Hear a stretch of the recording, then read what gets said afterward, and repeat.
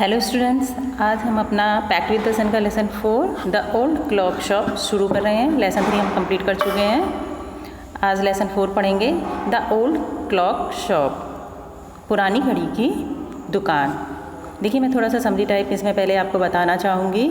Mister रे इसमें जो हैं शॉपकीपर हैं क्लॉक शॉप के, और वो गूंगे और बहरे हैं, ना तो वो सुन सकते हैं और ना ही वो बोल सकते हैं। तो वो जो कन्वर्सेशन करते हैं दूसरों से नोट पैड पर करते हैं। जो भी उन्हें लिखना होता है या कहना होता है वो लिख कर बताते हैं, और जो कस्टमर उनकी शॉप पर आते हैं, शॉपर्स, वो भी जो भी उनको कहना होता है वो लिख कर ही उनको बताते हैं। तो ये आपकी स्टोरी मिस्टर रे की है, जिनकी ओल्ड क्लॉक शॉप है। तो कुछ रॉबर्स हैं, 2 रॉबर्स हैं जो उनकी शॉप पर आ जाते हैं। इसी की बस 3 ही कैरेक्टर इस स्टोरी में आपकी में है, जिनके इर्द गिर्द ये पूरी स्टोरी घूमती है। शुरू करते हैं। It is the Christmas eve and the closing time for shop. Christmas की ईव थी और शॉप को बंद करने का टाइम हो रहा था। Ray's old clock shop is still open. लेकिन जो रे की थी, मिस्टर रे की जो शॉप थी वो खुली हुई थी अभी तक, यानी कि वो भी बंद करने ही वाले थे, बंद करने का टाइम ही हो रहा था। लेकिन जैसे कि थोड़ा सा काम रह जाता है, कस्टमर बाकी रह जाते हैं, शॉप खुली रह जाती है, तो ऐसे ही वो भी अपना लास्ट वर्क फिनिश कर रहे थे। क्रिसमस की ईव थी। देखिए, आप देखो इस पिक्चर में, आप देख सकते हैं इस पिक्चर में, देखो मिस्टर रे हैं और ये कस्टमर उनकी शॉप पर आया है। ये पिक्चर में आगे पलटूंगी तो आपको ये दिखाई नहीं देगा। नेक्स्ट पेज पर जब मैं इसके बारे में आपको बताऊंगी तो आप पिक्चर इसमें देख सकते हैं। रे की शॉप है और शॉप पर एक शॉपर कहते हैं ग्राहक को, एक आया हुआ है। Christmas eve had arrived. Christmas की ईव मीन्स शाम थी। At last minute shoppers was going home. जो बाद में कस्टमर आए हुए थे, शॉपर्स, वो भी घर जाने वाले थे। A thick white sheet of snow lay over Salt Lake City, USA America की ये स्टोरी है। अमेरिका सिटी के में साल्ट लेक में एक वाइट शीट, बर्फ़ की एक साथ जो वातावरण था उसको बताया गया है कि बर्फ़ की जैसे सफ़ेद चादर की तरह ओढ़े हुआ था मौसम। Yet the lights were still burning in the old clock shop. Lights जली हुई थी ओल्ड क्लॉक शॉप में। मिस्टर रे की जो शॉप थी उसमें लाइट चली हुई थी। एज रे इट्स ओल्ड डीफ ऑनर। मैंने आपको बताया था पहले ही कि जो ऑनर थे उसके वो डीफ यानी कि गूंगे बहरे थे। Worked on the clock he had sold that day. अपनी घड़ी में, पुरानी घड़ियों के साथ वर्क कर रहे थे, यानी कि वो भी शॉप को बंद करने ही वाले थे। नेक्स्ट पेज पर देखेंगे। हैविंग फिनिश्ड हिज वर्क, अपना काम जैसे वो ख़त्म करने ही वाले थे। रे stood up and pass on the way on the black room when A cold rush of air from the front door hit the back on his neck. मौसम के बारे में बताया गया है कि जैसे भी अपने क्लॉक शॉप को बंद करने वाले थे तो हवा का एक झोंका उनकी रूम की तरफ आता है। He turn to meet at last shopper. अपने लास्ट शॉपर से वो मिलने ही वाले थे, मीन्स लास्ट शॉपर को अटेंड कर रहे थे। But his cold wise eye told him that the was not a shopper. Means जो अभी मैंने आपको पिक्चर में दिखाया था, लास्ट शॉपर यानी कि ग्राहक उनकी दुकान पर खड़ा रहता है, तो वो देख रहे थे। उनकी जो बूढ़ी आँखें थीं वो कह रही थी कि ये जो आया है वो शॉपर यानी कि ग्राहक नहीं है।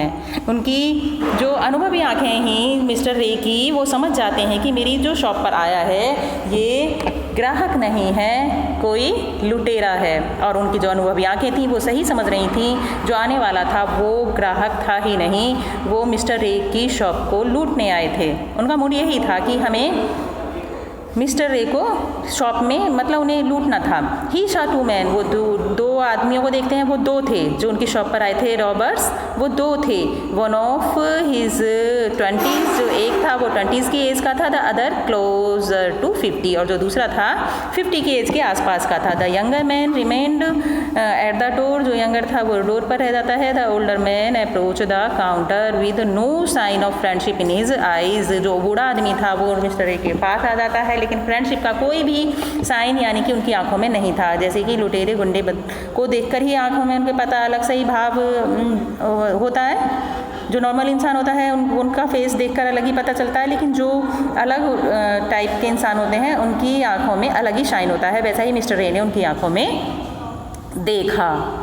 तो Ray use the change to look closely to the man paying attention to the shape of the gun. तो वो देखते हैं मिस्टर रे की उन्होंने मतलब वो गन भी महसूस करते हैं मिस्टर रे की उसने अपनी पॉकेट में गन भी रखी हुई है। And rest let hand in the man's right coat pocket. अब वो कोट पॉकेट में कोट की पॉकेट में जैसे हाथ डालते हैं पॉकेट में उनके गन रखी हुई थी और हाथ भी उसका पॉकेट की तरफ ही जा रहा था। Anger boiled within him but it was kept down by an inner voice that she'd be still. लेकिन जैसे मिस्टर रे को गुस्सा आ जाता है उनकी इस हरकत को देखकर, लेकिन फिर भी उनके अंदर की जो आवाज़ होती है वो कहती है कि नहीं बी स्टिल सा। ही रोट ऑन द, वो अपने आप को मतलब शांत करते हैं, नॉर्मल करते हैं और अपने गुस्से को जाहिर नहीं करते हैं। नॉर्मल होकर वो पूछते हैं he wrote on the note pad, वो नोट पैड पर लिखते हैं। जैसा कि वो बोल नहीं सकते थे, वो डीफ थे, तो इसलिए वो नोट पैड पर लिखते हैं मे आई हेल्प यू, मैं आपकी मदद कर सकता हूँ। For the first time the older man looked directly at Ray and smile. जो ओल्डर मैन था वो डायरेक्टली हंसता है और एक क्रूअल मोकिंग स्माइल, एक क्रूअल सी और मोकिंग सी स्माइल उनकी तरफ हंसता है। They both understood why he was there, why his friend remained at the door. उसका जो फ्रेंड था वो डोर पर रह जाता है और वो जो बूढ़ा आदमी था वो अंदर आ जाता है। ये देखने के लिए एक डोर पर क्यों रुका हुआ था, ताकि कोई अंदर बाहर से आए तो वो उसको अलर्ट कर सके, तो इसीलिए वो एक डोर पर रुका हुआ था और एक अंदर मिस्टर रे के पास आ जाता है। तो मिस्टर रे उससे पूछते हैं कि क्या मैं आपकी क्या मदद कर सकता हूँ, ठीक है। तो Ray knows that the visitor are in need. Ray समझ जाते हैं कि जो आने वाला है वो ज़रूरतमंद तो है, उसे किसी न किसी चीज़ की ज़रूरत है। He accept an old watch in exchange for a good sum of money. तो वो एक ओल्ड क्लॉक, मिस्टर रे वो जो आने वाले शॉपर्स थे वो उन्हें पुरानी घड़ी देते हैं और उसके बदले में मिस्टर रे उनको थोड़ा सा पैसा दे देते हैं, धन दे देते हैं। The message of the peace and the good will spread everywhere. जो मैसेज था शांति का और अच्छाई का वो चारों तरफ फैल जाता है। ये इस नेक्स्ट पैराग्राफ में अब हम देखेंगे।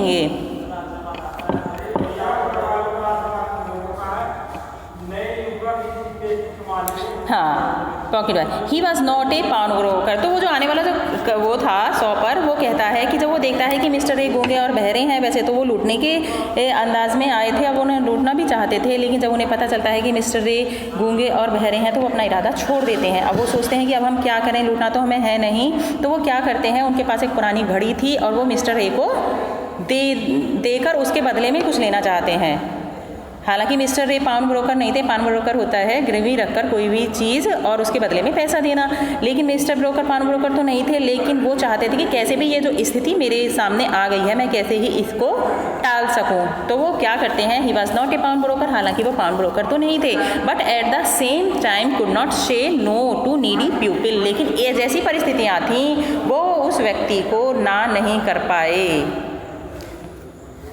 Who placed their old watches or clocks before him for anything they could get. He loaned more than he should. They would be there when the owner wanted them back at the same price he had paid, but no interest. वो उसकी घड़ी को ले लेते हैं। इसमें बताया गया है कि वो फिर जो शॉपर आया था उनकी दुकान पर, वो कहता है कि ये मेरी घड़ी ले लो और इसके बदले में जिस भी लायक मेरी ये घड़ी है उसका उतना ही धन मुझे दे दो। तो मिस्टर रे इस बात के लिए तैयार हो जाते हैं। तो फिर मिस्टर रे क्या नोटिस करते हैं, रे notice a little shame in the grey eyes looking at him. Mister रे नोटिस करते हैं कि थोड़ी सी जो वो शॉपर उनकी शॉप पर आया था कि कुछ शेम उसकी आंखों में है, in grey eyes looking at him. उसको देखने पर लग रहा था कि अब वो थोड़े से नॉर्मल हो चुके थे जो शॉपर उनकी शॉप पर आए थे। The watch was nothing special and yet had great power. हालांकि वो जो वॉच वो शॉपर्स ने दी थी वो स्पेशल तो नहीं थी, लेकिन एक ग्रेट पावर रखती थी। कैसे ग्रेट पावर रखती थी, it was something to exchange a way out to bad situation. क्योंकि वो जो घड़ी थी मिस्टर रे को एक बैड सिचुएशन निकालने का काम कर रही थी।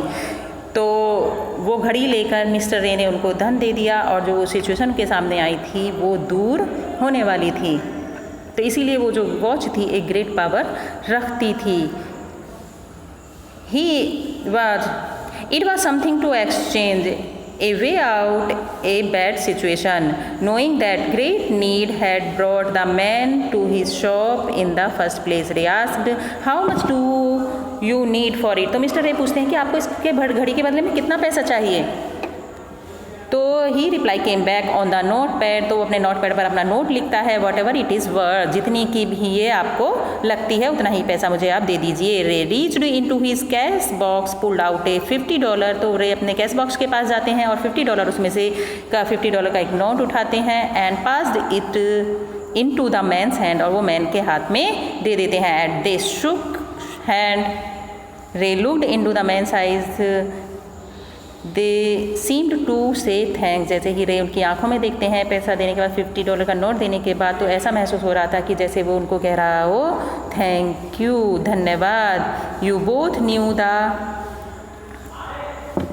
They both new the watch was not worth that much. वो दोनों ही जानते थे, वो शॉपर भी और मिस्टर रे भी ये जानते थे कि ये जो घड़ी है $50 के वर्थिंग नहीं है. फिर भी वो उसे $50 दे देते हैं. बिफोर टर्निंग टू लीव, छोड़ने से पहले, द मैन रोट, आदमी लिखता है, we will back to pick it up as soon as I can. मैं वापस आऊँगा इस घड़ी को लेने के लिए जितना भी जल्दी पॉसिबल हो जाएगा. मैरी क्रिसमस, और क्रिसमस की उसको वो विशेष देते हैं, बधाई देते हैं. The little story ended to the half hour with this clock. ये जो सारा मैटर था शॉपर के आने का, मिस्टर रे से सारा जो मैटर हुआ था केवल आधा घंटे में ही पूरा कंप्लीट हो जाता है. ये सारी जो स्टोरी है आधा घंटे में ही हो जाती है. तो जो मिस्टर रे का जो बिहेवियर देखकर और उनकी सिचुएशन देखकर, जो शॉपर जो उनको लूटने आए थे वो अपने लूटने का इरादा छोड़ देते हैं और $50 में के बदले अपनी घड़ी को उनके पास गिरवी छोड़ जाते हैं और उनसे कहते हैं मेरी क्रिसमस, और मैं अपनी घड़ी लेने वापस आऊँगा. बस यही आपकी स्टोरी थी ओल्ड क्लॉक शॉप की. Thank you.